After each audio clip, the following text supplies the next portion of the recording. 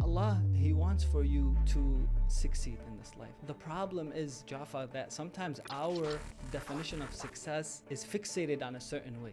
You feel like, why is Allah not answering me? I want to do this. I want to do this. I want to do this. This sense of entitlement that we think we have. Because Allah doesn't tell you you're guaranteed anything. But yet we act like we should be guaranteed. You see this shift in this generation where if you ask me to do something, in the back of my head, like, what can Ali provide for me later if I ever need him? If a certain family didn't come to your family member's funeral, they won't go to their funeral.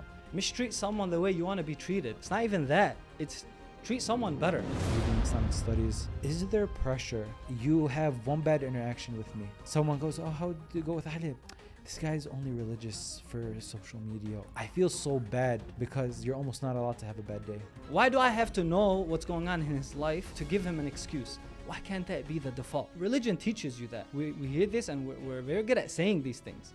Is that demotivating? Does it scare you? Around the time that I kind of really immersed myself into like religion, you realize that people elevate you on a pedestal. Essentially what that does to you is that honestly it distances you from people, because people look at you in a way where you're not someone that is as relatable to them. That's a lot of pressure to deal with. Okay, now it's like you don't even fit in anymore. Did you lose people that you didn't want to lose?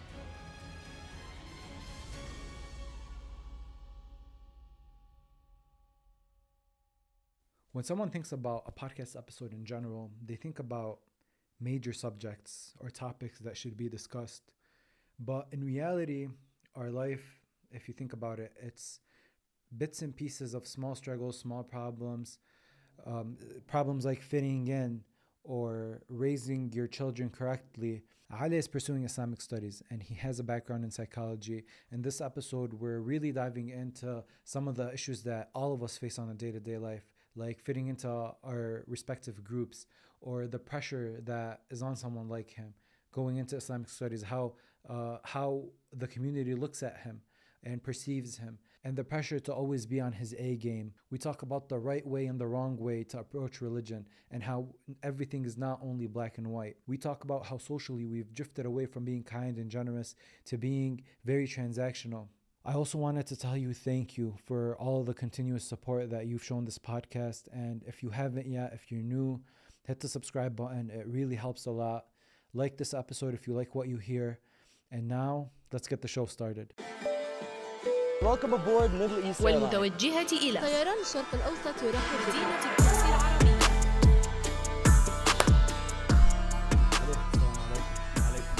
How are you? Alhamdulillah. Ali, the way I like to start this off is self-introduction on your part. Self-reflection though. So when Ali looks at himself, who does he see? I think when I look at myself, I first and foremost see someone that, aspires to be the best and to live up to the maximum potential that Allah subhanahu wa ta'ala has endowed us with in this world. So trying to be as much as possible someone who adheres to the Islamic tradition. How do you know what your potential is? Or how do you look forward to that potential? To know what your potential is, you're going to have to challenge yourself.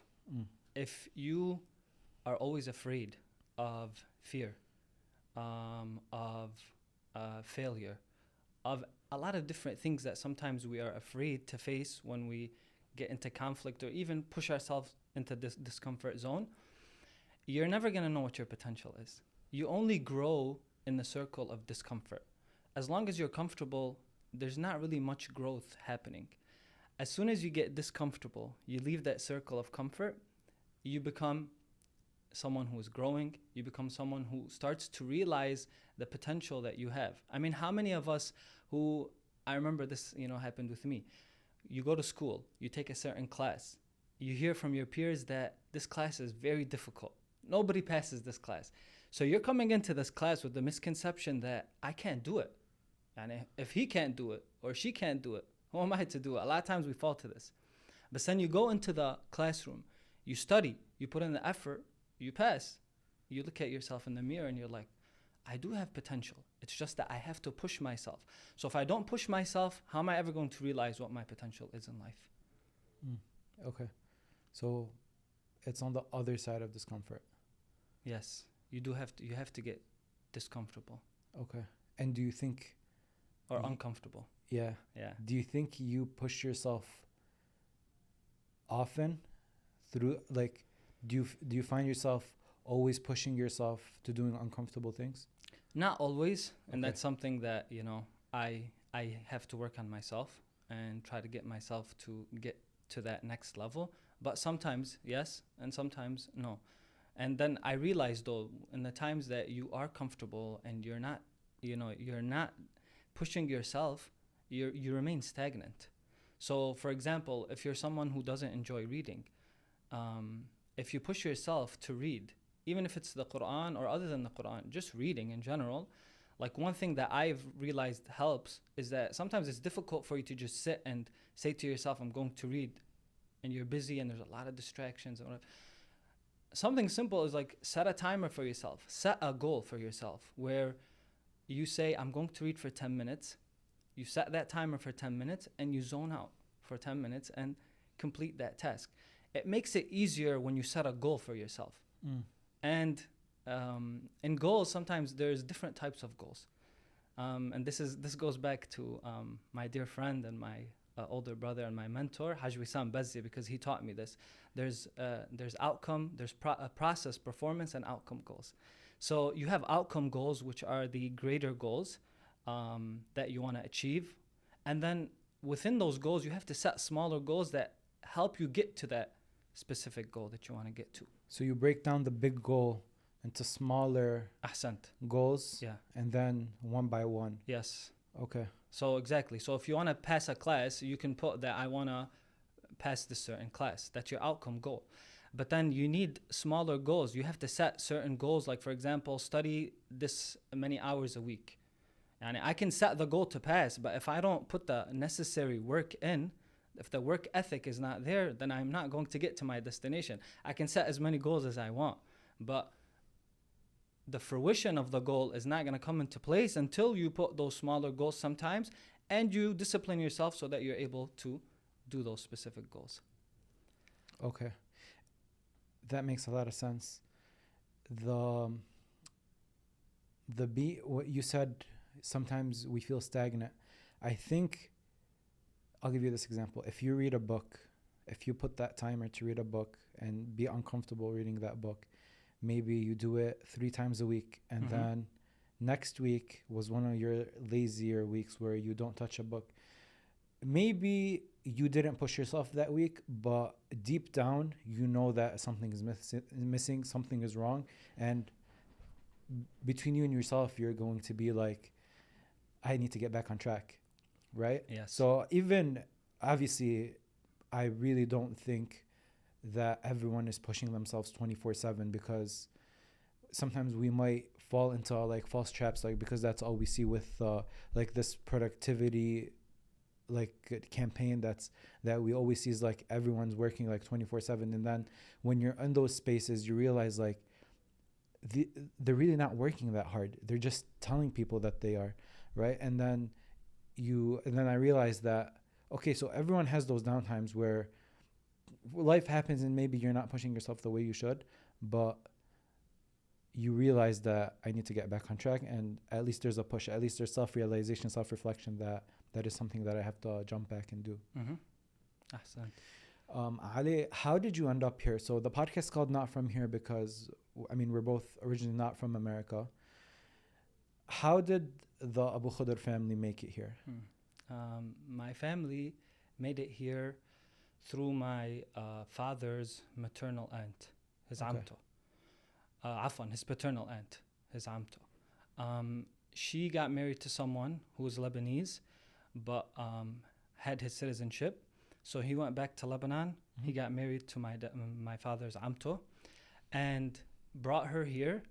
And through that, through bringing her here, then she brought her siblings, one of them being my grandfather, Allah yarhamu, and so on and so forth. The rest of the family would slowly make its way here. And then my uncle would make it here. My eldest uncle, he came here when he was about 18-ish, I think. And he worked for Ford, and he's been here ever since.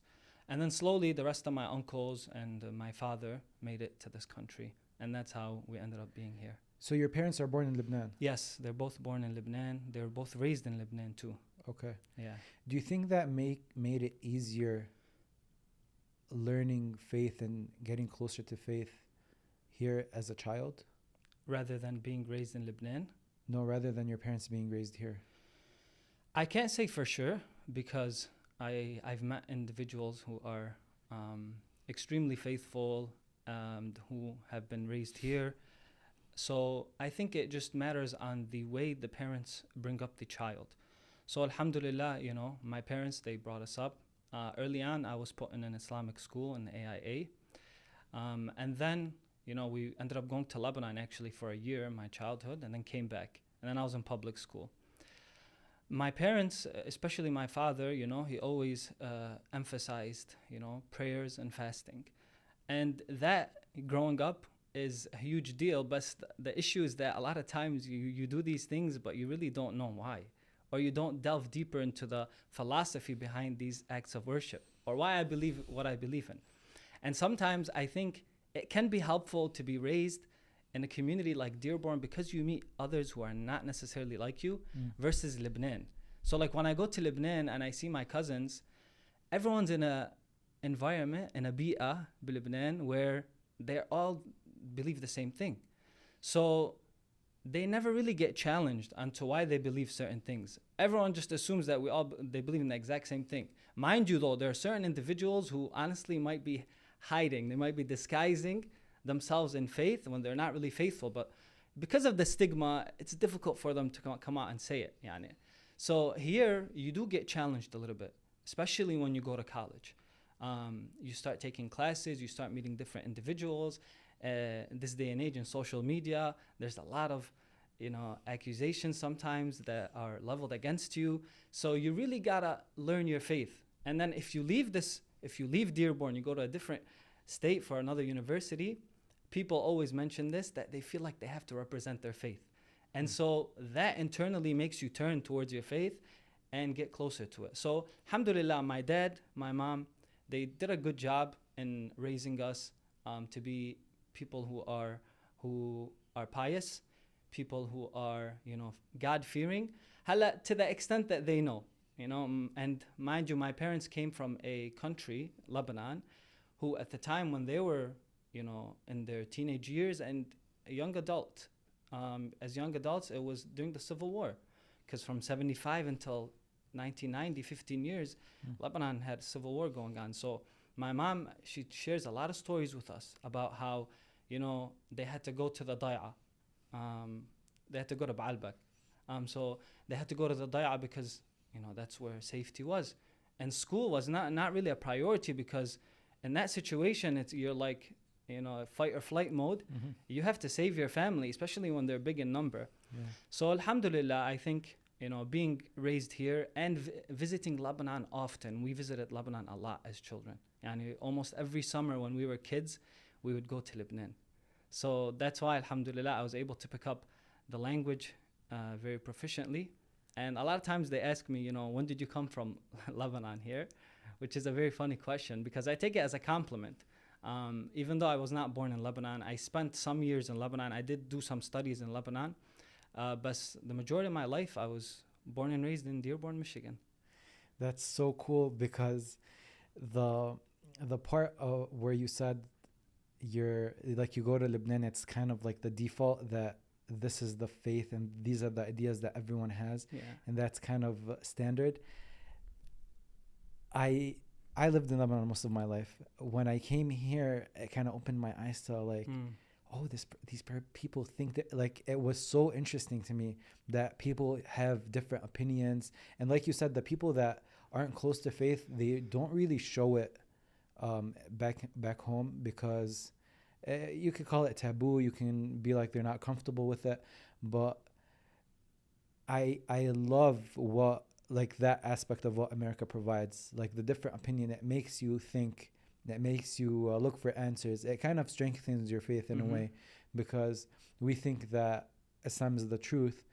And when you get dealt problems here and you see different opinions on the same problem, and it kind of reinforces that idea that your faith is the truth. Keep going. So you would prefer to, your preference would be getting raised in America. I think with the right factors, I can't say 100%. It really depends on the factors given, because nowadays, a lot of parents, they talk about the alternative to public schools, because it's become very difficult for a lot of the Muslim families to just put their children in public schools because of what is going on today in the world and some of the propaganda that is being spread. So when you take that into consideration, you start thinking to yourself, where is the best place to, bring up a child? Is it here? Is it somewhere else? Doesn't necessarily have to be Lebanon. It could be somewhere else.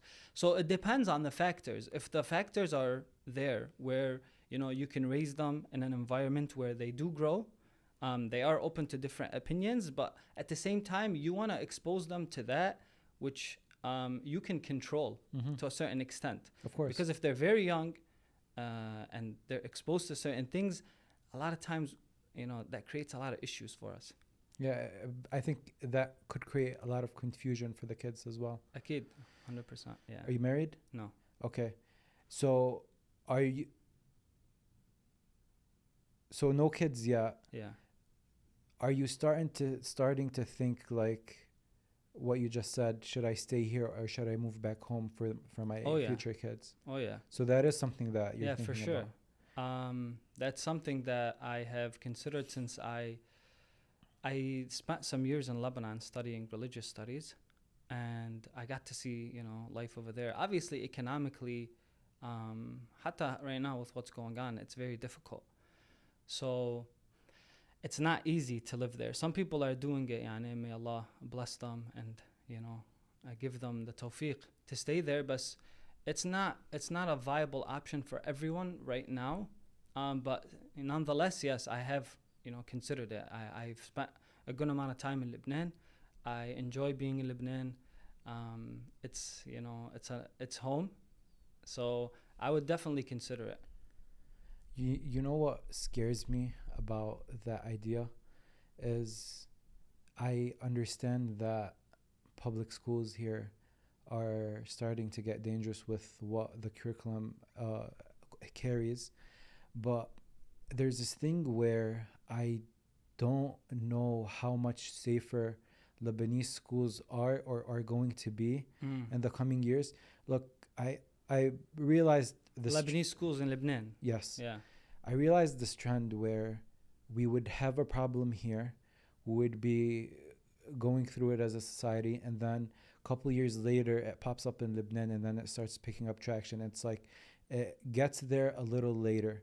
So my concern is, okay, we're seeing all these stuff here now, but are they going to be in Lebanon in a couple years? Like these issues that we're facing here, and then it's a whole different conversation in Lebanon. And now I know that it's somewhat more controllable in Lebanon because the way it's divided, and it's more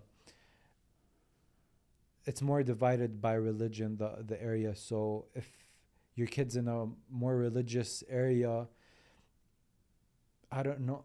The thing is, it's confusing because I went to school there, and it's... Yeah, so you would know. I think you would have a better idea. Yeah, and it's not like everyone in school was religious. You'll see like the most insane things in school there that, okay, people talk about what happens in American high schools, but in Lebanese high schools, you also have like almost the same stories along the same lines. It's more hidden because of the taboo of how society is built there. Like, you don't really show off what you're doing, but the same things kind of were happening there too. So that's why it's just, I don't know if that's the right move. So do you, I'm going to switch it around a Go little ahead. bit. I'll ask you the question, because I think a lot of people who were raised here for the most part, they do have this mentality that raising a child is probably safer at home. And it sounds like from what you're telling me, that's not entirely true. Correct. I mean, but from what I've seen in our community, a lot of people think that way. A lot of people have plans where they're going to be here for 5 years, 10 years, and then eventually they want to make their way back to Lebanon. And then it's like, I think a lot of them don't understand or don't know what might be waiting for them on the other side. So what you're telling us, is giving a little bit of a different perspective, because you have to take into consideration, like you said, and you're someone who's the product of the system there. I mean, there is a lot of pros, and especially like we moved back. I was born here. I moved back to Lebanon when I was in 2006, and I lived there from 2006 to 2018. So literally from grade 3 until I even did a couple years of university there. So all that time in Lebanon, I don't think I don't think I can thank my parents enough for doing that, because I feel like I grew a lot from that. And it was there. What they did was a major plus for me. What I'm hesitant about is what we have now with social media and with this, like this, how everything has become so mainstream. Like when we were growing up, we were in Lebanese schools, but there wasn't the culture that there is right now, where the world is that open. Like I didn't have internet at home until I might have been like 11 or 12 when we had internet at home for the first time, and there wasn't really much to do, and we didn't know how to operate it. Everything was still new. So yes, for me and my sister, we moved there, we lived there. I think it was perfect for us. We came back to America like rock solid religion wise, like faith, like all the ideas, like to the T, alhamdulillah. But I don't know if it's going to be the same. If you put a child that was 8 years old, throw up in Lebanon for 12 years and tell them, come back to America, I don't know how they'll come back. I think what I'm hearing from you is that the experience that you went through, you might not necessarily be able to replicate it now. Exactly. So because of the different variables and factors that exist in Lebanon. Right. And that's something to take into consideration, because I don't think you're going to know entirely until you actually go there and try it, for those who want to, raise a family there. But it does to a lot of people, it seems safer to take your family and go to Lebanon. And it might be, I just don't know. Akid, we're just saying, consider the different considerations you have to make. Right. Okay. You're growing up, your family is religious, they're teaching you their ways. You talk about how American society... Yeah, when I say religious, I just want to mention a small thing. I think a lot of our families raised us the same ways. Exactly. Because a lot of people, because a lot of the work ends up being done on the person's own end, right? I think a lot of people don't understand that. They don't, because so they think like your family, alhamdulillah, like my family, my dad and my mom, they're practicing and everything. But usually our parents that came from that generation, from that type of country, my dad, had to work, to enable to provide for his family. And my mom knew what she knew with the education that she had received in Lebanon, where she would leave school and come back to school. Ali, to your point is... a lot of our parents, especially our generation, the time of the Civil War, like those years, a lot of our parents had to drop school at that time, and a lot of them came here. And then you're coming here, your dad was not thinking about, okay, let me get back into school, let me do something. That's it. I dropped out of school. I need to start working. I have a family now. 100%. I need to survive. So I think that's what people don't understand is, okay, he had the religious ideas that he had until up whatever age he was there in Lebanon. He came here working. He has a family now.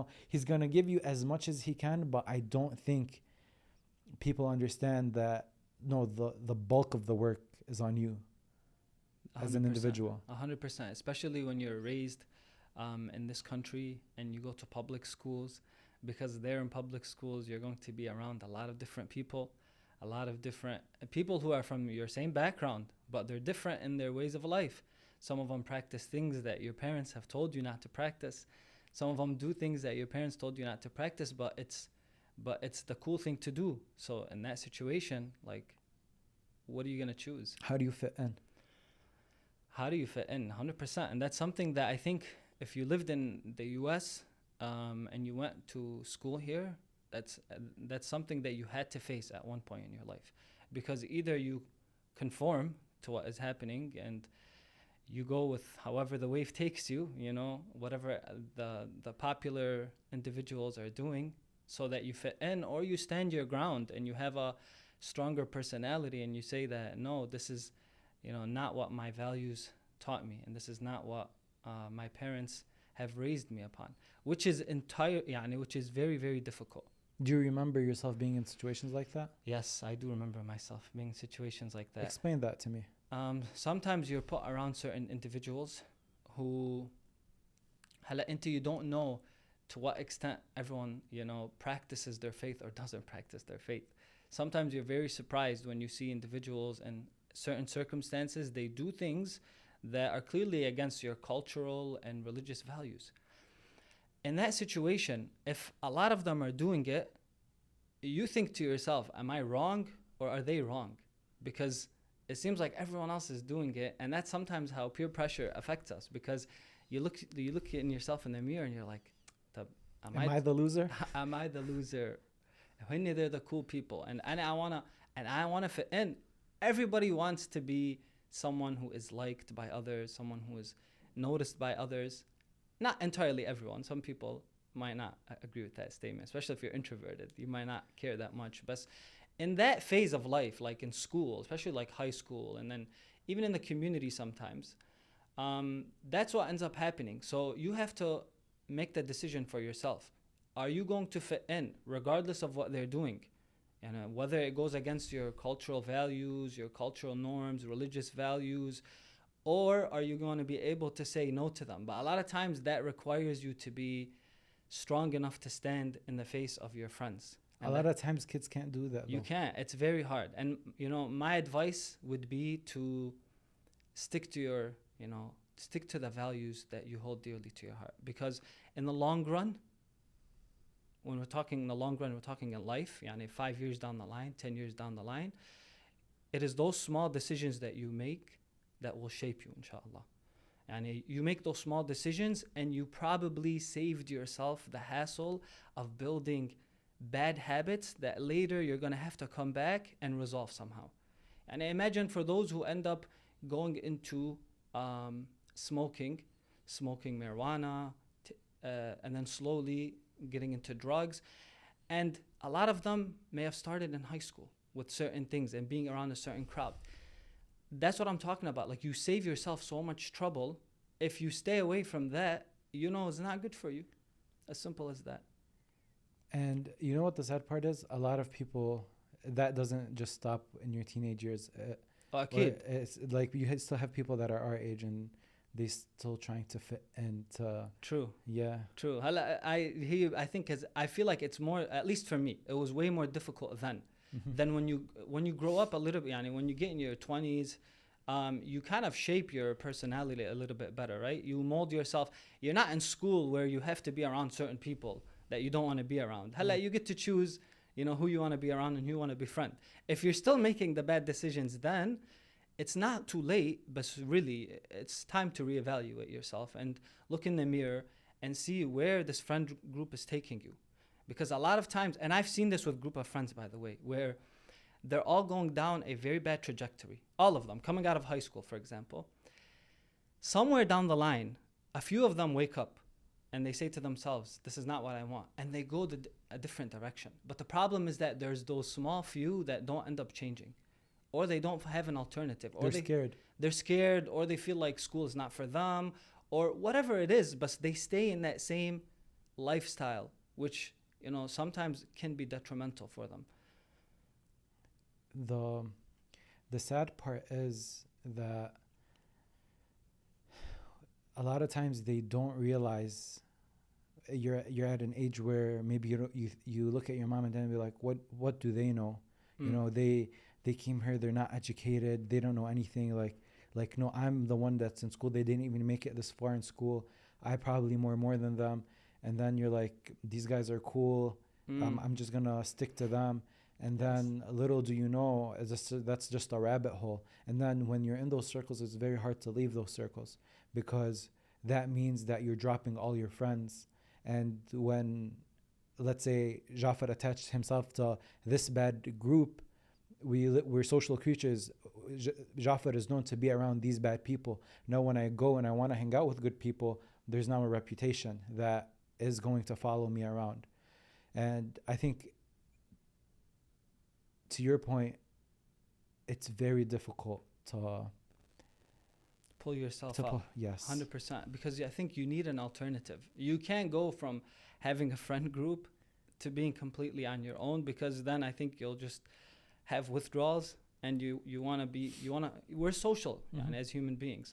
So you need to have an alternative. And that's why, we try with the community work that we do in general to invite individuals to the centers that we have. Because in those centers, you might find that alternative. You might find individuals that don't necessarily practice the way you think or you believe Islam tells us to practice, which is true. Sometimes people can be a little bit harsh. But the chances of you, finding individuals who are like-minded in a center or a mosque, I think is very high, because they're there for a specific reason, the same reason you're there, to worship Allah subhanahu wa ta'ala and to do the right thing, essentially. My philosophy is, at the same time, is that if you leave, let's say, a bad group of people, and you're going and you're looking for a better group of people, because let's say these people take you away from God, God will put his hand and find you a group that you'll feel at home with, because he won't leave you alone. If he knew that you left a group for his sake, he'll find you a group also, as you can call it like a reward, or just to help you out and make the path easier for you. Definitely. Ali, if you were to approach religion to your kid, in what way would you approach it? Let me explain what I mean. A lot of us had this fear of God, like God was this person that, or this entity that was going to punish us for everything bad we ever did.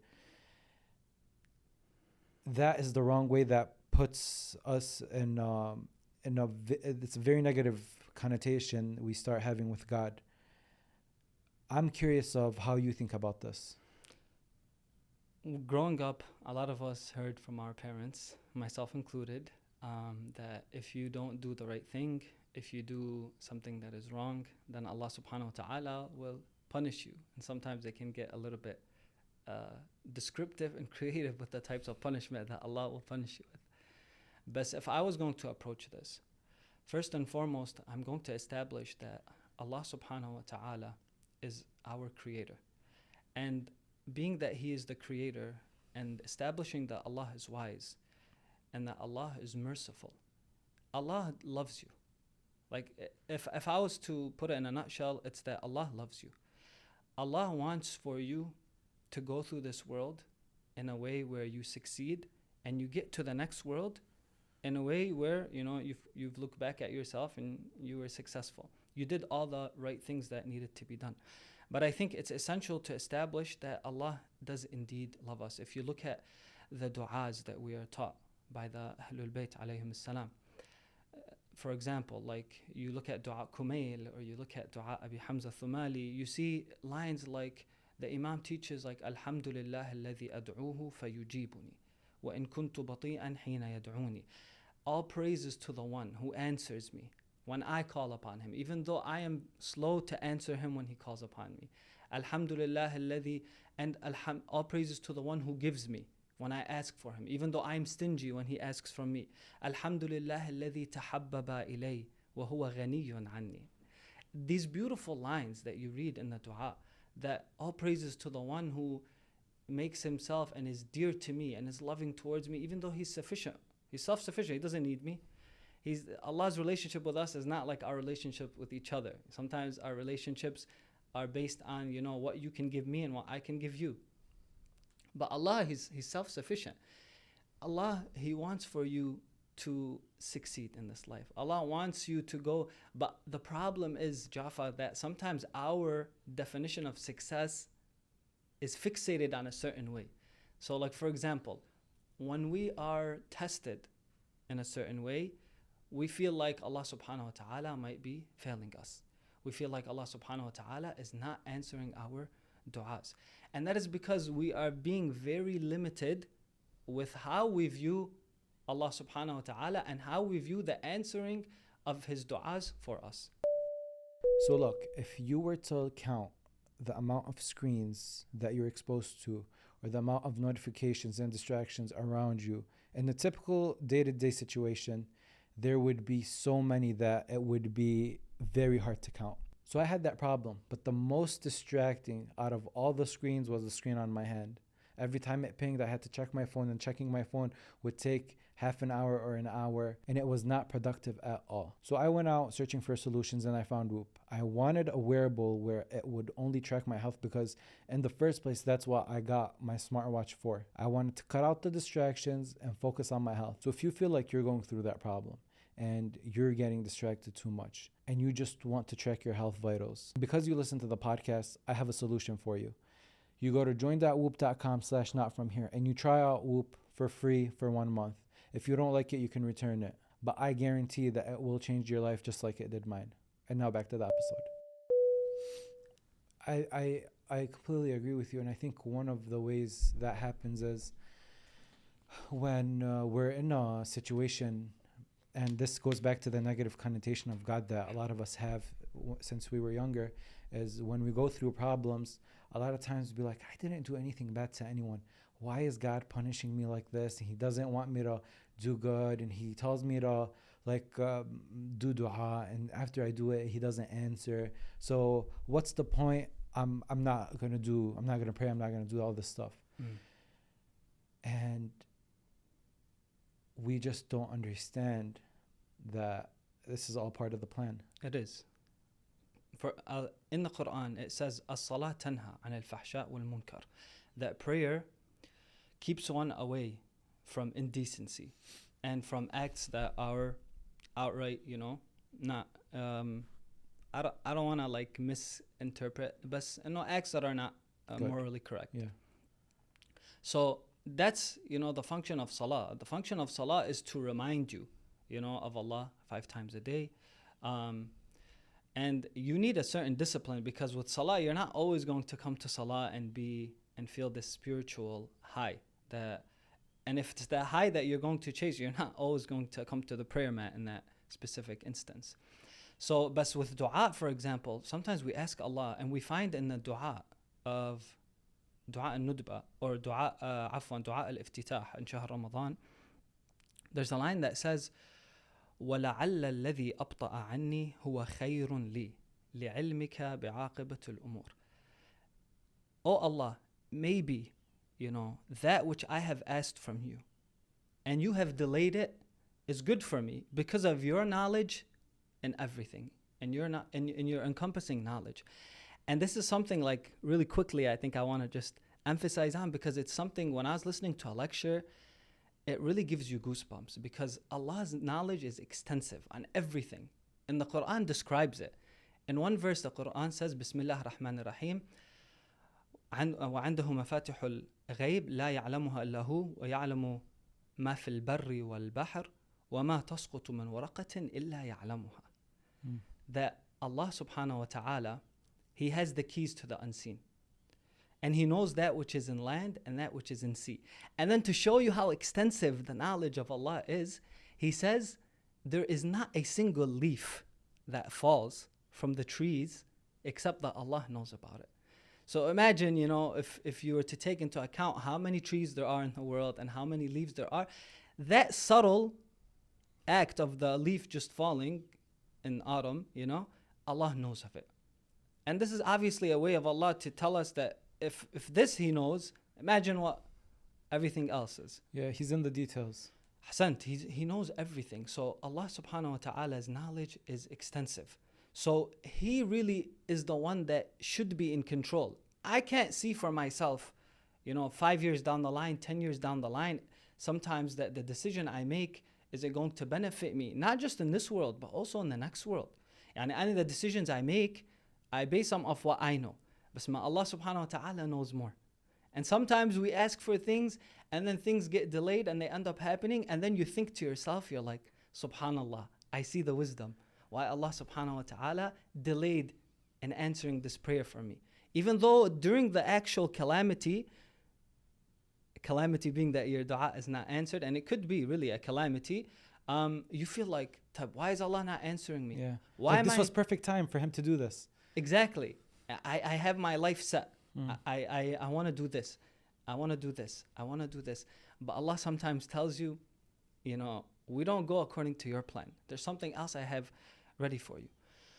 Sometimes you get afflicted with illness. And that's not something you take into consideration when you're planning 5-10 years down the line, right? And I think one thing that has really been, I've thought about recently is the sense of entitlement that we think we have.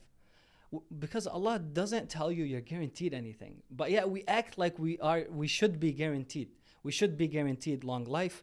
We should be guaranteed wealth. We should be guaranteed great relationships. We should be guaranteed all these wealth and everything else. No illness, children that are perfectly healthy. But Allah subhanahu wa ta'ala, did He say that? He didn't. He actually said the contrary. He said in the Quran, in Surah Al-Baqarah, He said, Bismillah ar-Rahman ar-Rahim, وَلَنَبْلُوَنَّكُمْ بِشَيْءٍ مِّنَ الْخَوْفِ وَالْجُوعِ وَنَقْصٍ مِّنَ الْأَمْوَالِ وَالْأَنفُسِ وَالثَّمَرَاتِ وَبَشِّرِ الصَّابِرِينَ الَّذِينَ إِذَا أَصَابَتْهُمْ مُصِيبَةٌ قَالُوا إِنَّا لِلَّهِ وَإِنَّا إِلَيْهِ رَاجِعُونَ. That Allah says, we are going to test you. Indeed, we are going to try you with fear, with hunger, with loss of lives, with loss of fruits, with loss of wealth, and give glad tidings to the patient ones. The ones who, when calamity befalls them, they truly, they say this line and they truly live by it, that Inna lillah wa inna ilayhi raji'un, that to Allah we belong. Everything belongs to Allah, and eventually we are going to return to Him. You said something about prayer, and I just don't want to forget. And you were talking about prayer as a discipline, and you shouldn't really feel spiritual every time you get on the prayer mat. Like the naturally you won't. And we always say, like, what's prayer for? Like, is it thanking God? Like, I can thank God in different ways. And then I think it was last Ashura, I was listening to Sheikh Mahdi Ristani, and he said that standing on the prayer mat is just first and foremost, is telling God that He's the boss. And you told me that I have to pray, so I'm here to pray. And it's disciplining your ego in a way where, like, you're like, I go about my life and I think I know what I'm supposed to do, and but then prayer time comes and God tells you, no, now you stop everything and now you have to be on the mat because everything in your life I give to you.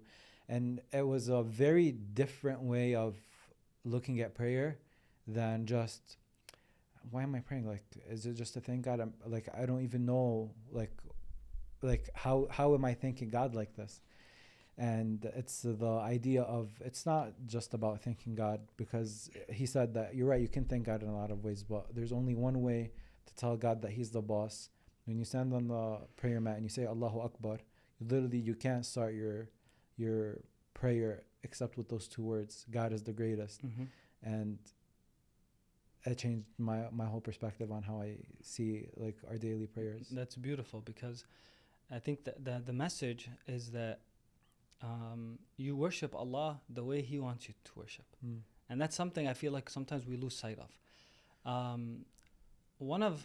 In the Quran, it was Shaitan who tried to offer an alternative to Allah. When Allah told him to prostrate to Adam, to do sujood to Adam, the verses say that all the angels did sujood except for him. He didn't do sujood. And the tradition tells us that he offered to do a sujood that is longer, much longer, but just not to Adam, because he had the jealousy towards Adam. But Allah, that's not how Allah is worshipped. Allah is worshipped how He wants to be worshipped. He's the one, like you said earlier, to quote the words, He's the boss, right? So if He wants you to do something, sometimes you have to accept that you might not necessarily know the wisdom behind it. You might not.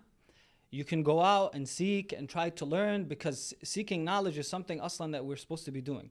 We have traditions that mention seek knowledge from the cradle to the grave. And that's something that we should all be doing at all phases of our life. So go ahead, seek knowledge, try to figure out why, you do certain things, some of the rituals that we do. But the bottom line is Allah subhanahu wa ta'ala, He's the one who created you, and He's the one who has said that worship is done a certain way. And so, inshallah, we're going to abide by that. Yeah. And another thing, you were talking about how sometimes you'll ask God for something and he doesn't give you it. And then later when he gives you the better replacement, you're going to be like, oh, thank God that didn't work in the first place. And I mean, if you just look at, because obviously God is for everybody, he's not just for Muslims. You look at some of the most successful people in life and you look at their early stories, they always had something that they were pushing for, and then that didn't work and they thought that their world is going to collapse, and then they still went in another direction, and then they were some of the most successful people in the world, and they're like, thank God that original plan didn't work. Yes. And we're here now. So it happens too many times to where the only thing that you should do is not lose hope, keep going. Absolutely. وَلَا تَقْنَطُوا مِنْ رَحْمَةِ اللَّهِ, the Quran says. Do not lose hope and do not despair in the mercy of Allah. You said something about us being transactional. And I only do something for you if I know you're going to do something for me. That's something that's very odd, and it's very sad to see because our culture isn't really like this. Not at all. If you look to how we are back home, they're very giving. People are very giving. Extremely giving. Like, you talk to our parents, our grandparents, and the stories don't end of them sitting on the balcony in the villages and just inviting random people over to, hey, come to our house, just to come in and feed them and do all these things. And then you see this shift in this generation where we really look at, if you ask me to do something, in the back of my head, like, what can Khalid provide for me later if I ever need him? Yeah. And if I find something, I'll be like, okay, let me do this for him now. I'll probably need him later. You're starting to see it. People are not doing it in the kindness of their hearts. No. Why do you think that? That's very sad because traditionally, whether it's our culture, like you mentioned back home, or even religiously, we are supposed to be very giving, right? And in Lebanon, you do see that a lot. Like when a guest comes over, it's like a big deal, right? So in Lebanon, you realize that if a guest comes over the house, the whole family like goes up to greet them. There's a specific protocol of how to, bring out the diafe, right? You have to do certain things. Whereas here, it's like someone can care less if someone comes over their house, even though there's barakah in someone in guests coming over your house. And I think what we might lose sight of is that a lot of these things, and a lot of the people back home, what they might, how they view things is that they do things for the sake of Allah subhanahu wa ta'ala. If I interact with you in a way where I'm going to do good, but I know Allah is going to be the one that rewards me, but that's the reward that I would rather have aslan. I'm not saying if you do some type of transactional work, you don't take anything from the person. Sometimes you got to take like money and whatnot. But I'm just saying, we lose sight of that Allah subhanahu wa ta'ala is the one who gives. Allah is the one who sustains. So if Jaafar calls me and he needs a favor from me, we have traditions that are quite scary, honestly, because there's traditions that I've come across. If you don't help someone who is in need, when you are capable of helping them, then some of the consequences they mention in the riwayat and the traditions are quite severe. It's clearly something that is discouraged.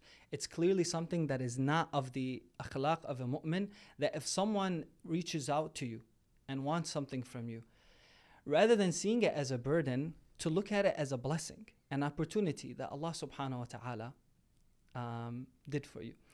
I smile because I remember recently this convert family that attended the mosque during Shahr Ramadan, and I got to meet them.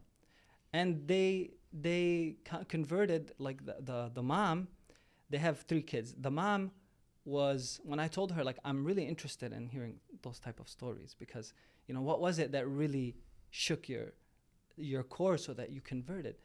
And she told me it was the mothers in Gaza. And honestly, it was heavy when I heard that, because she said, when I see my child do something wrong, and I get frustrated with them, if anything goes wrong in life, I get frustrated, and I may utter certain words that don't have any type of gratitude to them. She's like, I'm looking at these mothers. They're losing their children. And yet, they come on camera, when they're recording them, you see them, they say, Alhamdulillah. Hasbunallah wa ni'mal wakil. They're uttering phrases of praise to Allah subhanahu wa ta'ala. They're thanking Allah subhanahu wa ta'ala. They're showing gratitude. These are individuals that, have the end in mind, as they say. They know that this life is only a journey. Allah subhanahu wa ta'ala is testing them, and that's where they're heading. So this family recently, they needed help with something. They reached out to me. And I reached out to someone who can help. And he did. May Allah bless him. He helped. And he told me something that was very, very interesting. And inshallah, I think I'll mention his name because he's someone who does a lot of good in this community. And it was Haj Haidar Kusan from Greenland.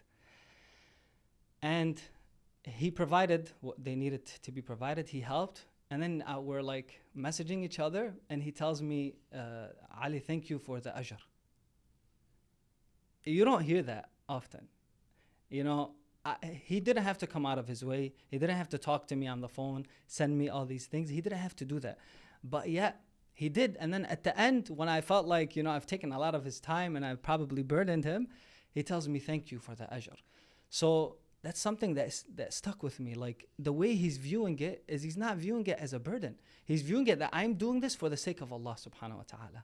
This is something that Ahlul Bayt teach us. In Surah Al-Insan, when they fed those individuals, وَيُطْعِمُونَ الطَّعَامَ عَلَى حُبِّهِ مِسْكِينًا وَيَتِيمًا وَأَسِيرًا, they say that they want nothing from you. They don't want your reward. All they want is they seek the pleasure of Allah subhanahu wa ta'ala. So that type of mindset, inshallah, I think if we remind each other, that we are working essentially to reach Allah subhanahu wa ta'ala, and all that we do from actions is for Allah subhanahu wa ta'ala's sake, then it makes it much easier for me to do some type of work for someone and not think, oh, he didn't do this for me. Or for example, like honestly, sometimes there's some petty stuff. There's something that I remembered like back home. I feel like it's so petty though. Like if a certain family didn't come to your family member's funeral, they won't go to their funeral. Like, you're making this, personal between you and them. This is ajr. This is for the sake of Allah subhanahu wa ta'ala. As soon as you do something like that, you're clearly showing that it's not for the sake of Allah. Now it's for the sake of, it's one for one. You guys didn't come to our funeral. That gives us a ticket to not come to yours. Exactly. This type of mentality, this is not what Islam teaches. This is not what the culture teaches. In the Quran it says, idfa' billati hiya ahsan. Repel with that which is better. Not just the golden rule, because every time I see that verse, I remember the golden rule. Mistreat someone the way you want to be treated. It's not even that. It's treat someone better. They teach you, treat someone better. And there's stories historically of the imams that prove that. Like individuals who would come to them and would curse them, like outright curse them to their face. And then the imam would say to them, do you need food? Do you need water? That guy would sit there crying. Look what approach I'm using with you, and look at how you're approaching me. Yeah, that really sticks with someone. So inshallah, to keep the end in mind that it is Allah subhanahu wa ta'ala that we're going to return to. It is our actions that are going to be presented in front of Allah subhanahu wa ta'ala. That I think should help with removing that transactional relationships that we might have, because someone did tell me that recently too, ironically, that a lot of the relationships they feel like in this community are transactional, and it's not genuine. So inshallah, it's difficult living in a place where you're always like, that's in the back of your mind. Like if someone comes and is nice to you, in the back of your head you're thinking, okay, but what does he want? Why is he being so nice? Yeah. Or like, what could he need from me? What can I provide? Yeah, and that's such a like an ugly thing to carry, like to be thinking about, like much rather have just a regular conversation with someone and be like, wow, that was nice, not leave and be like, I don't know what this guy wants. Like, I couldn't figure it out. Like, what does he want from me? And maybe the person really doesn't want anything from me, but it's just this mentality of it's so transactional. I remember not too long ago, my mom told me to call someone and ask them for something for her, and I told her no, like I'm not gonna ask anyone for anything. She was like, why? My mom lives in Lebanon, and my mom is the type of person is whatever you want in the world you can ask from her. If she can't do it, she'll make it happen for you. Beautiful. She's that type of person. So I was very hesitant to do what she like, to ask that person, and in her mind she was just like, the life she lives, automatically her brain thinks like, yeah, we're in a community where if I need something from someone, like I can ask, and there should be no return. Like it shouldn't be a burden on someone if I ask them for something, just like how it's not a burden when someone asks me for something, because she doesn't look at it as a burden. She looks like it just like what you said, ajr.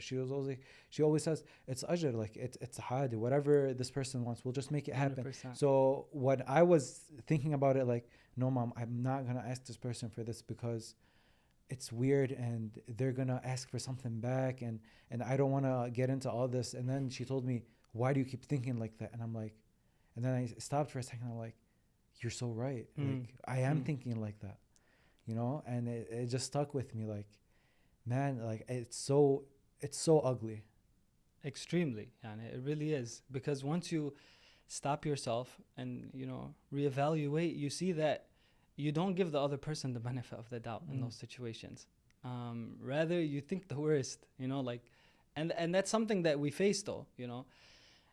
And to add to that, a lot of times religion is not just praying and fasting. It's in those interactions that we have with one another, right? It's in how we approach one another. It's in how we speak to one another. Religion, you can be someone who you pray and fast, but if your akhlaq is like bilmarra, as they say, then honestly, you have to reevaluate some things, because religion does not teach you that.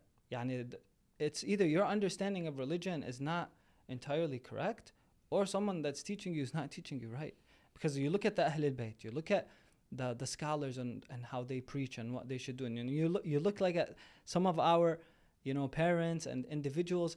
And by the way, like I love learning from others. And religion, you don't always have to take it from someone that comes from the Hausa, for example. Wallah, sometimes you learn certain lessons from individuals who have never been to Hausa, but they have a very pure way of living life. Wallah, yeah, it's crazy. See how when I ask you like how would you like approach religion, and we talked about how God is loving, I also think that, like you just said, there's parents that think the only way to teach them religion, the right way to teach them religion is, okay, we have Adhan goes off on my phone at 1:30. We're all gonna stand on the Psali. We're gonna pray. Shahr Ramadan, we're gonna fast. Ashura, during these 10 days, we're gonna go listen to majalis, and that's it. Yeah. In a way, it shows you like the stuff that you have to do, not the way you should live your life. Ahsan. And I think showing them how to live their life in an Islamic way. Jalal. Brother Jalal says this. He's like, religion is the foundation, it's the base. And everything that you build, you're building on that base. So, okay, I'm going to work. Okay, but religion is the base, right? So it's just the lifestyle. It's okay, I'm interacting with Ali, maybe it's work related, or it doesn't even have to be like a religious conversation, but still in the back of my head, religion is the base. And it's teaching them that it's a lifestyle. And through those lifestyles we have these practices, not these practices make the lifestyle. Yes. Because praying and fasting is not the lifestyle that you're looking for. You're looking for a person to be kind, loving, generous, all these good traits and practices, the practices that we have. I wanted to ask you also, you mentioned that you're doing Islamic studies. Is there pressure being in the public, knowing that you are in public, knowing that you're doing Islamic studies? Because I always think about this with sheikhs and sayyids, it's very difficult to be in the public. You almost have no room for error because I feel like judgment gravitates towards you or anyone in the Islamic space very quickly. Yes. If you have one bad interaction with me and I know Ali, all he does is religion this, religion that, dua this, Quran that, and then one bad interaction, maybe you were having a bad day and you honestly didn't mean to be like grumpy or like have an attitude, but this happens one day. Someone goes, oh, how did you go with Ali? This guy's only religious for social media or in front of people, or when he goes to the jama, you see like he's all, oh, salamu alaikum, but in reality, he was so mean and he had an attitude and it was like he didn't want to be there. And I feel so bad because you're almost not allowed to have a bad day socially. You're not. I think in general, people are not very merciful towards each other. And it's even worse if you're in the public space.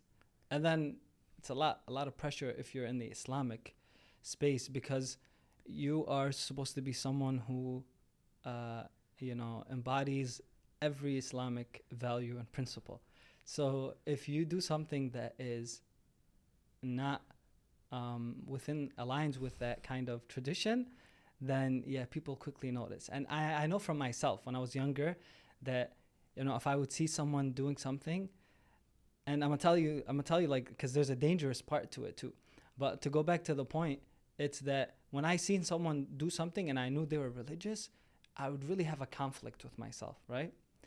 It reminds me a little bit of Malcolm X, if you've ever read the autobiography. I didn't yet.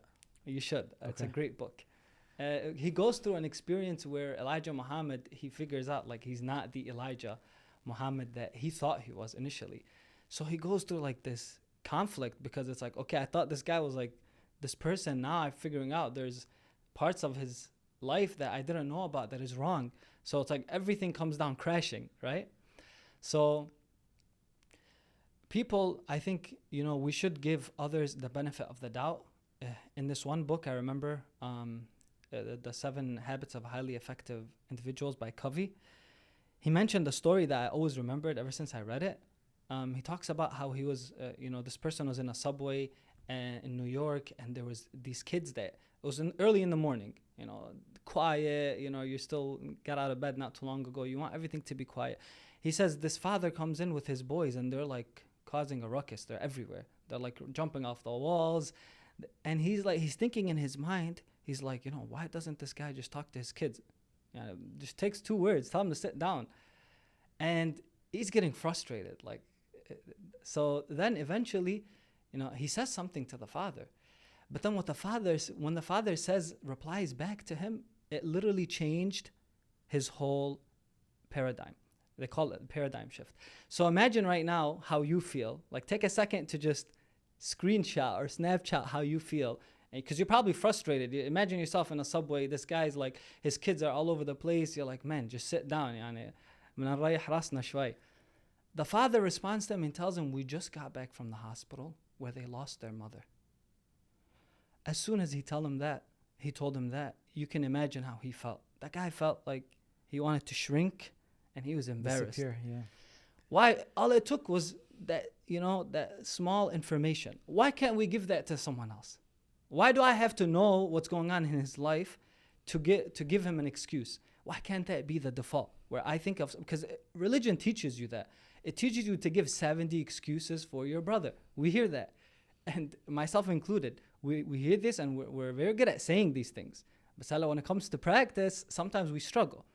So why can't that be the default? When I see someone doing something, I say, maybe he had a bad day. Maybe something went wrong in his life. Maybe he got news that someone back home is struggling. Whatever. It could take the smallest piece of information to change someone and put him, maybe he didn't even notice he was being bad with you. So all these different things.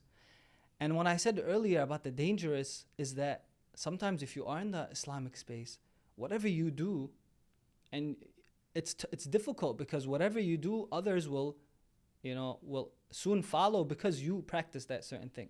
So if you do an act that, is not necessarily right, everyone else will look at it and say, oh, but X did it. Ali's religious and he did it. Ali did it, so I can do it. ما هن أصلا people don't have the Prophet or the Ahl al-Bayt to look towards. And in our daily life now, even the sheikhs, a lot of them, you don't see them in your day-to-day life, right? You see those around you that are in the community that are, religious. You look at them, when they do something wrong, you're like, oh, so I can do it. If he's doing it, he knows God more than I do. Who بيعرف Allah more than I do. Who أقرب من Allah, as they say, he's closer to Allah subhanahu wa ta'ala. So it must be, I must be missing something, So it's right. So that's the dangerous part too. So in looking at someone or following someone, fall back to the values and the principles that Islam teaches, not to how they practice. Because they could be someone who started off right, but with time, their intention maybe it swayed a little bit and they got into doing things that are not necessarily what Islam teaches. It's very possible. So in that aspect, it's not always that someone, does something right. It's valid because there's someone who has a following or there's someone who sits on the pulpit and preaches. So that's something, to take into consideration and to give the benefit of the doubt. Is that demotivating? Does it scare you? I think, a little bit, but you kind of learn to just overcome these kind of things. Like maybe when you first start doing anything publicly, you think about everything that, might come with it. But with time, I think you kind of just get used to it. You don't really consciously think of it that if I do this, I'm going to be judged a certain way. But akid, you carry yourself in a way where you're cautious and you're wary, because if you do something wrong, number one, Allah's watching you, and number two, if the community sees you, they're not going to let it go sometimes, and they don't. Some people who are sheikhs, they do wear turbans, they've done certain things, and the community doesn't forget, which is not entirely correct, because if somebody did a mistake and they repented, then you should allow them to live that down. Mission no dayman, you see them, you remind them of it, because then essentially you're honestly just not allowing them to come back from that certain mistake. They can't grow. They can't. How's someone supposed to grow if you always remind them of that same mistake? And that's the beautiful thing about Allah subhanahu wa ta'ala, that in a lot of the traditions we read that Allah, He covers and He conceals a lot of our mistakes. A lot of that we do wrong, alhamdulillah, Allah has concealed it. Wa'illa, if everything that we did, Allah, reveals it to everyone, everyone would see everyone for their reality, as they say, and it would be very difficult to look at someone the same way. It's just annoying that you have to be looked at as infallible to an extent. Like, people look at Ali and Ali is not allowed to make a mistake, and I think it's like you said, it's the people's fault. Like, why are you looking at anyone? Like, why am I going to look at you and be like, this person has to be perfect, or the sheikh has to be perfect? Like, who told you that you have to follow verbatim what the sheikh is doing? Like, why can't, this is one of my biggest issues with us as a community, like in general, immigrant community or Lebanese community or just Arabs in general. Like, why do we look at certain individuals and be like, no, 100% what this person does or says, I'm going to go all the way. It's black and white. People take it as black and white. And if someone says something that opposes what this sheikh is saying, that means like this person is like something, he's sick in the head. It's like, no, why can't we listen to but all these different opinions and form your own judgment? It's like you said, nothing is just black and white. It's not. These people, they're not infallible. Whoever is in that space, they're not infallible. They make mistakes. You should give them the benefit of the doubt and understand that they lead lives in which they struggle in. And just because someone is in the Islamic space, it doesn't mean, they do everything 100% right. And it doesn't mean they're so close to Allah subhanahu wa ta'ala because sometimes you fall into this that, it must be easy, right? It must be easy. Sometimes you hear people say this to others that, well, you don't know what this feels like, or you don't know how this experience goes like. Another thing that's dangerous I felt in this community was around the time that I kind of, really immersed myself into like religion and like attending programs and, becoming a lot more practicing. You realize that people elevate you on a pedestal. And essentially what that does to you is that honestly it distances you from people, because you feel like you're now, people look at you in a way where you're not someone that is as relatable to them. You're someone that is too good. So they put you in like your own category, bad shway. Certain individuals do this. And that's a lot of pressure to deal with. And I remember, honestly, I dealt with that. It's like, okay, now it's like you don't even fit in anymore. Going back to talking about fitting in, but you don't even fit in anymore with some of these crowds, because they're like, oh, we want to practice religion, but like to this extent, more than this, it's too much. You don't need to be practicing to that level. And you're saying they feel like they can't sit with you because you're practicing religion to a farther extent than what they want. Yeah. So now you're losing people in your circle. You lose people in your circle. People don't want to be around you because I think now they fear that, oh, I'm going to have to live like him, otherwise I'll be judged. You see how that happens? He's following Islam the specific way, and like he's checking certain boxes, Islamically, and then I'm not there yet. A lot of people, that's fine. You and yourself, you know yourself best, but you have to try to implement all these Islamic values and teachings that we have. But what ends up happening is that if you're someone who is, a little bit more serious, let's say, about following the faith, or you indeed know more than others do, they're going to look at you and be like, oh, it's great. They'll think you're a great person, mashallah, everything. They wish you the best, but they probably won't want to be around you as much. Did you lose people that you didn't want to lose? I know. I mean, yes and no. I'm trying to remember now because it's been some time. I think the friend group that I was around at that time that I started to form was a friend group that we were all pretty much on the same trajectory. We all wanted the same thing, meaning that we felt like, we haven't given Islam its due right in our lives. So really, like, now I'm learning Islam and I'm going to try to implement what Islam says to the T almost. We're not infallible. Nobody's infallible. And I'm definitely not infallible. I make mistakes. But you take it a little bit more serious. If Islam tells you don't lie, you don't say, oh, wallah, it's fine. Just this time it's white lies. Yeah. As they say. Or Islam says, for example, don't watch this or don't listen to this. And then I create some kind of justification for myself. And if I've reached the conclusion that Islam doesn't want this from me, then that's a question that I'm going to have to answer Allah subhanahu wa ta'ala. I know I shouldn't be doing this. What is it that's pushing you to do it? That's what I'm talking about. At that phase, it's like, okay, I know I shouldn't be doing 1, 2, 3.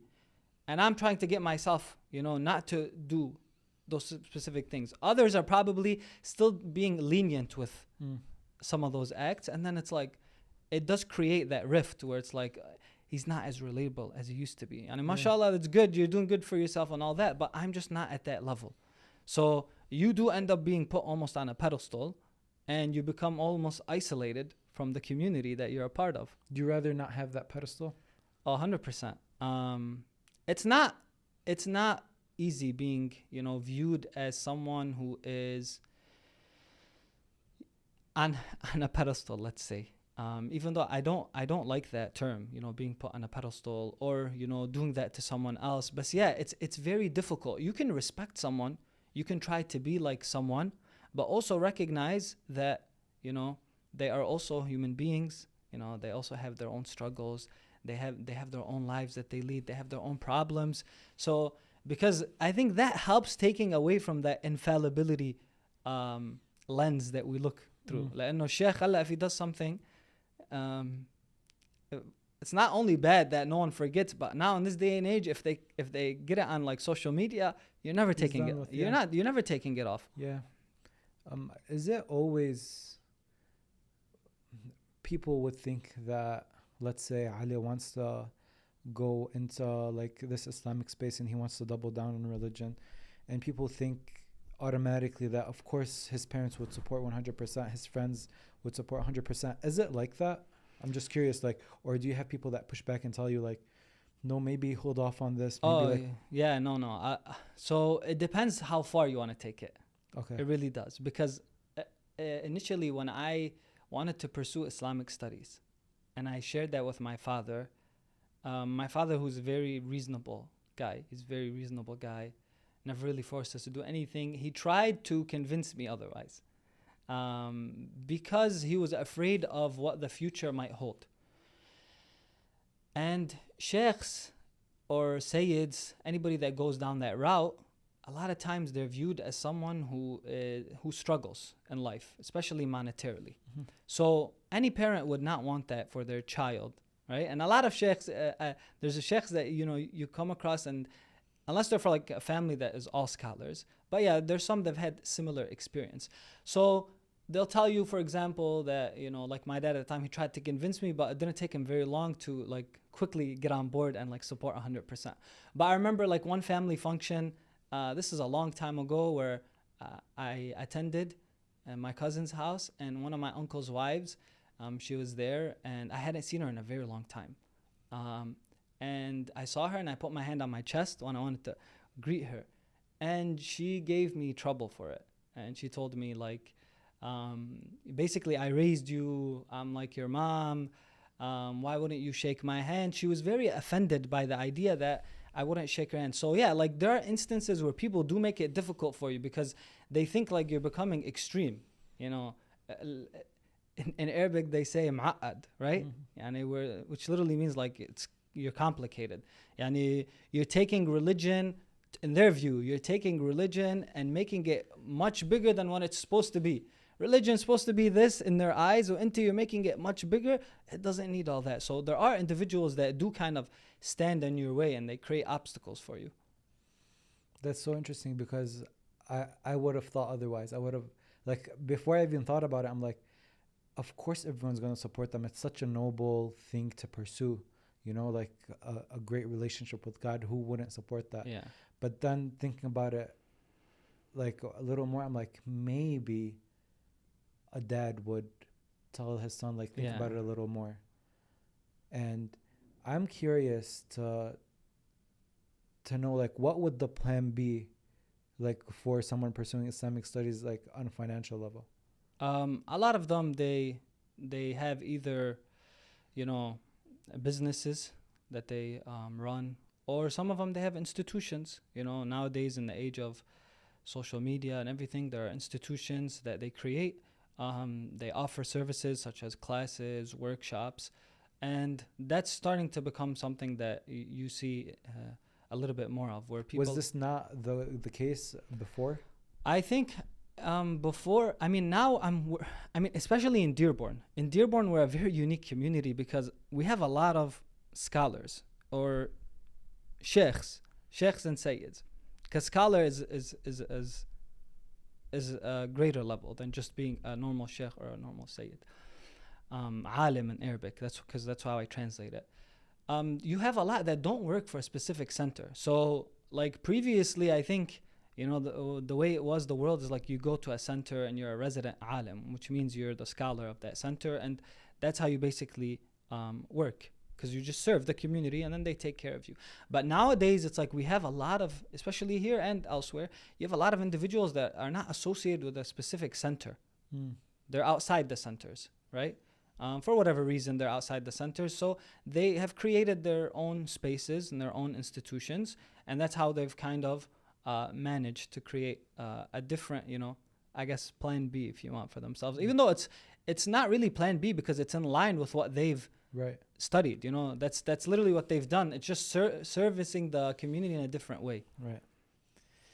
Ali, you seem like a very calm individual. How is it? How are you when you get angry? Like, what's your How do you look like when you're angry?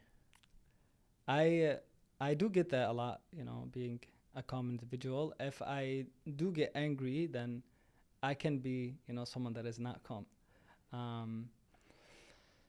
I'm I mean, anybody can get angry, right? So it's not something that is rare. It's much easier to be calm in the public eye, or in situations like this when you're not really being invoked in a certain way, right? Or provoked, let's say. No one's provoking you, but like when you're in situations where someone's like pushing your buttons, that's where you really get tested. How do you express yourself in a world where men really shouldn't be expressing themselves like that? It's not, it's not easy, especially with the culture that we have too, right? Because our culture is like, you're raised upon a culture that, don't do this, انت زلمة, right? You're a man. زلمة, he doesn't cry, ما بيبكي. He doesn't cry, he doesn't do certain things. He doesn't really express his feelings. He doesn't do a lot of these things as a man. But you look in the traditions, and even in like modern day, you look at our community and some of the people that are studying like psychology and other human fields, you find that no, culturally, yes, there's a certain stigma, but if you have to express yourself, I think in our community, in our, like, at least for our generation, it's different, right? So either you confide in a friend and you express yourself to a friend, maybe even a therapist if you see a therapist, or your friend group, to your parents, but you find some type of outlet to express yourself, and don't just keep that bottled in. And I think sometimes as a community we undermine the amount of brothers who struggle with whatever type of struggle they have, but they don't feel like they can talk to someone. It's not easy, and it's not easy when you struggle with something and there's shame attached with it, for you to come and be like, Wallah, I'm going to go to the mosque and ask the sheikh for help, or I'm going to go to the specific institution and try to find someone like a therapist that will help me. It's very hard, but we want to try to push people in that direction where it's easier, at least. Maybe if you can't say it yourself, let a friend know, let your friend know, let your parents know. And parents are very good, usually, I don't want to say in all cases, but usually, especially moms, they're very good at picking up when their child is struggling through something. Do you know, I can give a small example, and you can probably apply it to a lot of people you know or you have seen. And it's, being men, we're expected to figure out our lives in this mid-20s, around our mid-20s. You have to figure out your life. Yes. You have to start working. You have to provide for a family. So basically, you graduate high school at 18. So from 18 to 25, you need to have it figured out. And if you're someone that didn't waste any time, you might be trying to figure it out. If you waste a little bit of time, you might be still in your mid-20s and you don't have it figured out yet. And back to the shame we were talking about, I think a lot of guys or men that are in that age group of 25, in their early 20s to early 30s, don't have it figured out, and they're experiencing like this internal pressure of the world is collapsing on top of their heads, and they don't go and talk to anyone about it because they feel like, I might feel like Ali has it figured out, so Ali's gonna look down on me like, bro, you're 27 and you still don't know what you want to do in your life, you're still not working, you still don't talk to anyone. It's this pressure of judgment, of being shamed for your life, that makes a lot of these men not want to talk to anyone about any of this. That's true. And it's very difficult because when you feel like you're going to be judged by someone if you tell them the truth of what you're going through, it can make it extremely hard for you to just come out and say it. So there is that kind of stigma or that kind of shame attached to those situations that you mentioned. But at the end of the day, you want to seek advice from someone who is going to give you some solid advice, Like the sheikh might not be able to give me advice to help me with Yeah, this. not necessarily. Some Or of them or might, the some of them might not. The therapist might not, Yeah. or my mom might not. Like, I'm not a man because I still don't have my life figured out. I'm not a man because I don't talk to anyone yet. I'm not a man because, and I want to, like, I feel like everything's collapsing. I just want to cry, but no, I'm not even allowed to cry because a man doesn't cry, and I want to be a man. And you're just stuck. And I'm pretty sure there's a lot of people that are just stuck in this bubble where they feel like there is no way out. I don't doubt that. And I think there are a lot of people. And this community, like if we just talk about this community, is huge. Like we're a very big community in Dearborn, Michigan. And there are a lot of people that will essentially go through those kind of experiences. And to them, I think we can say that find someone who sometimes seek advice from those who are older than you. They've been through the experiences that you might have been through. Alhamdulillah, I'm grateful for those who, I seek mentorship from that are older than me, because they help you look at it in a different way. You might be thinking, like you mentioned at 27, that I need to be doing this, I need to be doing that. But then in this world, you meet individuals who, in their 30s, sometimes even in their 40s. I know someone like in their 40s who went back to school, changed their whole career. Now they're working. So it's like your life doesn't end there. And if you're just going to view it that way, that's how you're going to perceive it. Your life doesn't end there. But the important thing is that you should be moving. You should be progressing towards some type of goal. If you're not moving, then that's definitely, time for you to be concerned. Yeah. But if you're moving, then, Allah subhanahu wa ta'ala is the best of planners. Inshallah, you keep going. Inshallah, you're able to seek advice from those who, can help you. And I say that because I remember one time I was in a situation and someone told me, like, they gave me they said a certain comment about something I wanted to do. And it sat with me in a way where I was bothered by it. And so I told, someone older than me who's like a mentor to me. And, they asked me one question. And they were in a certain position. They told me that individual that told you what they said, will they be able to sit in the position that I'm in right now? I told them no. Then he's like, why would you take their advice? Not every advice that is given to you is good advice. Sometimes people, they have good intentions, sure. But their advice, sometimes they just can't see past their specific lives. So that's why our parents, like when you come to them and you express some of the issues you have, it feels like a lot of times they downplay it. Like it's not that big of a deal. And a lot of times my mom and my dad, may Allah bless them, my mom will be like, انت بعد you didn't see everything, right? There's still a lot بالحياة you're gonna see. I'll be like, Mom, it's like everything there is to see. I feel like I've seen it in this community. I'm involved in these specific centers, and it's like you hear a lot of stories. It's like, what is there left to see? But as you grow, you realize the truth of that statement. Yeah. And it's not just about seeing, it's about experiencing. And you go through certain experiences where you're disappointed.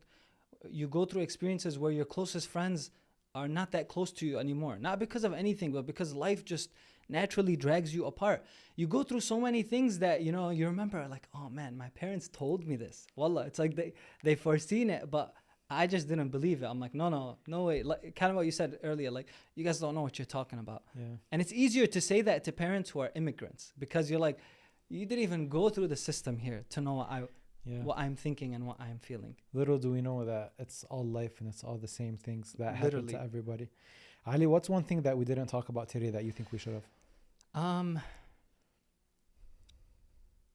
I think, we should just remember that on the day of judgment, we're going to stand in front of Allah subhanahu wa ta'ala. And there's a verse that mentions that those who stray in this world, they do because they forget the day of judgment. Yawmul Hisab, the day in which you are held accountable. So let us try to remember and remind ourselves that all these goals that we have set in our lives, there's still that ultimate goal at the end waiting for us, which is the day we are presented in front of Allah subhanahu wa ta'ala and our actions are manifested on that day. So let us live consciously Let us live in a way where we spread good to others, where we plant seeds. If you want, I can conclude with this nice story that happened with me and moved me. This was at the time when I was in university. It was at Wayne State. And I was in a specific restaurant, by myself that day. And I remember I was around a table of individuals who were sitting there. And there was a couple individuals, and one of them left. That individual that left, as soon as they left, the remaining people that were there on that table started to talk bad about them. Like it was pretty crazy to me, because it's like they were literally right there. And you didn't even wait a minute, 2 minutes to start talking bad about this individual. At that time, I was like very like, I was like immersed deeply into religion. And when you first really get immersed into religion, it's like there's a type of energy that comes with it. You're like, you wanna help everyone. You wanna show everyone, like, come see Wallah, come see what I'm learning, and I want you to feel the same feeling that I feel. So it didn't sit with me. I'm like, man, that's not right, And mind you, I'm not someone that's perfect, and that's the last thing I would wanna achieve from telling this story. But so I was like, it doesn't make sense. Haram. Like the person was just there, and now they're not there. So I asked them, can I sit with you guys? And they told me, sure, go ahead. A couple of guys from Dearborn. So I was like, I don't think they're going to have a problem. I sat with them and I told them I'm sorry, but I was literally standing right there. It wasn't like I was trying to listen to it, but I was standing right there, right next to their table. And I told them, I heard you guys speak this way about this individual. It's very brave of you to confront them. It was a little bit scary, I'm not going to lie. And it's probably one of the few times in my life like I would do something like that. So I told them, I'm sorry, but like I heard it, and I just want to say that I don't think it's right, to say what you said about that individual. It's not good for you, It's not just about the person, but for your own sake, for your own well-being, for your own akhirah, your hereafter. It's not good. Two of them accepted it. One of them was very like passive aggressive with me, and I get it, it's hard to be like told that, you did something wrong. But that's not where the story like ends. The beautiful part is that, and this is why I say you plant seeds, because the beautiful part is that much later, I think like a year or year and a half later, I was at the mosque, the Islamic Center of America on Ford Road, and we're praying Maghrib and Isha there. I remember I go out literally between the prayers. I think I went to the fountain, and I see someone that like shakes my hand. He's like, Assalamu alaikum. And he greets me and shakes my hand. He's like, do you remember me? I told him, no, I don't remember. He's like, I was one of the guys that was sitting on that table when you talked to us at Wayne State. And I'm like, oh my God. And I'm like, it's so nice to see you. Wallah, I appreciate you reaching out and like greeting me. And literally, he told me, I just want to say thank you. And I was moved. Wallah, it was so moving, because I stood there and then I saw him walk back inside, and he was praying a prayer that I was jealous of, really, because he looked so sincere and he turned to Allah subhanahu wa ta'ala. I was jealous of the worship that he was doing at that point. But the point is that do good, plant seeds. Sometimes you don't see the fruition of those seeds until later. So you need time for people. You can plant the seed, but you can't water it for someone. They have to water it themselves. And that's what happened with this individual. And when I saw him, I was so happy. Wallah, it made me so happy that a small word that I said, I didn't even do anything. All I said, this is not right. But it just takes that stance sometimes to be brave, to say something like that. And it forces someone to think. Because if the friend group is all doing it, you're not going to think twice about it. But as soon as someone stands and says, listen, this is not right, someone, ends up being influenced and affected, inshallah. And like I said, they water the seeds that you plant, inshallah. That's such a nice moment to have. Alhamdulillah. Well, Haleh, thank you so much. I wish you all the best. Thank you for the rest of your having journey, me. of course. And inshallah, we'll talk together again soon. Inshallah. Be my pleasure, Habibi Jaafar.